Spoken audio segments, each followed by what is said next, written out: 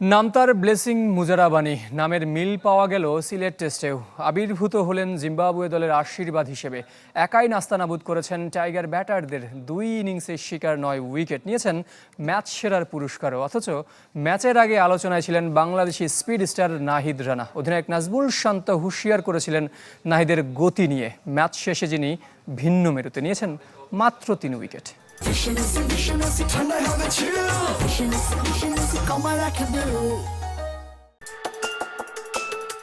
জিম্বাবুয়ের বিপক্ষে ঘরের মাঠে টেস্ট হার, এরপর পরিসংখ্যানের আলাপ অপ্রাসঙ্গিক লাগাটা স্বাভাবিক।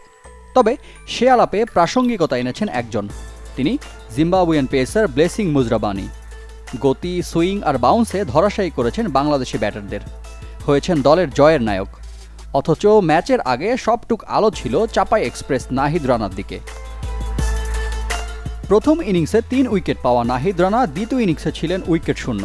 অথচ প্রথম ইনিংসে নাহিদ রানার সমান 3 উইকেট নেওয়া মুজরাবানি দ্বিতীয় ইনিংসে এসে রীতিমতো তাণ্ডব চালিয়েছেন টাইগার ব্যাটারদের ওপর।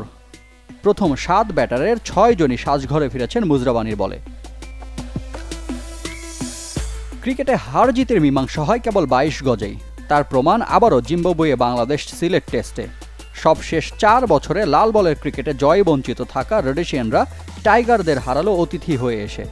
অথচ ম্যাচের আগে যাদের ভাগ্যে জুটেছে কেবলই তাচ্ছিল্য। বাংলাদেশ অধিনায়ক নাজমুল শান্ত হুঁশিয়ার করেছিলেন, ম্যাচের আগে সংবাদ সম্মেলনে বলা কথায় ছিল দম্ভের ছাপ। নাহিদ কত জোরে বল করে তা জিম্বাবুয়ের ব্যাটারদের দেখলেই বোঝা যাবে, জানিয়েছিলেন এমনটা। অথচ 4 দিনে ম্যাচ শেষ করে দর্শক দেখল ভিন্ন চিত্র। নায়কের ভূমিকায় একজনের নাম, তিনি মুজরাবানি। অভাগা যেদিকে যায় সাগর শুকিয়ে যায়। বাংলাদেশ ক্রিকেটের জন্য যে উপমা হতে পারে সবচেয়ে প্রাসঙ্গিক। ঘরের মাঠে সবশেষ 2 সিরিজে ভারত ও দক্ষিণ আফ্রিকার কাছে ধবল ধোলাই হবার পর জিম্বাবুয়ের কাছেও প্রথম ম্যাচে হার। বাংলা ওয়াশের সংখ্যা অমূলক বলার সুযোগও নেই।